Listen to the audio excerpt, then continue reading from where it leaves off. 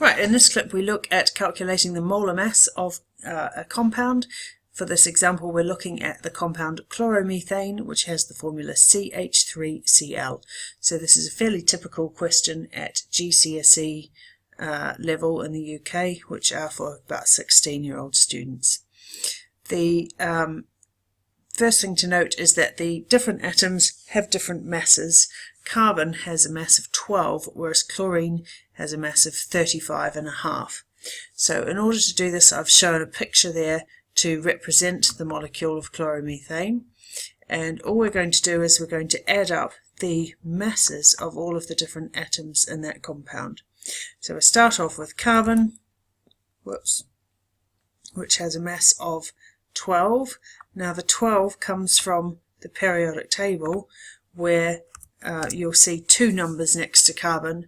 One is its atomic number 6, which is not useful in these calculations. We use the bigger of the two numbers, which is the 12.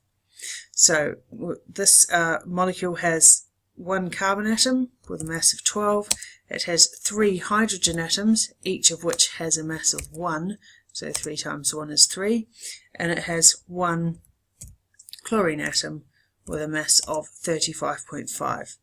So if I add all these together, I get a molar mass of 50.5 grams per mole. Obviously in the exam you're not given that picture to help you work through it, but you can see how that calculation relates to the formula above. You've got in the formula 1 carbon for 12, 3 hydrogens giving you a total of 3, and 1 chlorine 35.5. Therefore the total mass is 50.5. If we have a look at a different example, this time we're going to have a look at calculating the molar mass of magnesium sulfate .7H2O. So this is a hydrated salt, and the 7 water molecules are called the waters of crystallization.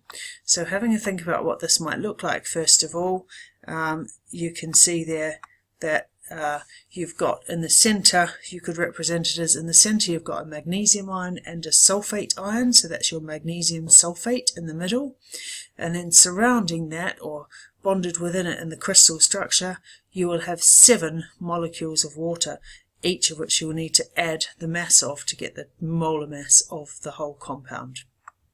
So how you're going to do that then is to just the same as we did before.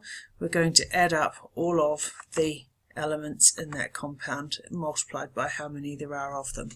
So starting from the left, we've got a magnesium atom. If you have a look on the periodic table, you'll see that magnesium has an atomic mass of 24.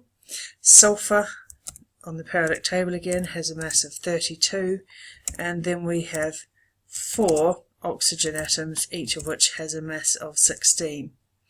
In addition to that, we're going to need to add on the 7 molecules of water, so that means I'll need 7 lots of 2 for the 2 hydrogens plus 16 for the oxygen atom. And if I put that all into my calculator, I get out the answer 246 grams per mole. So that's how you'd work out the molar mass of a hydrated salt.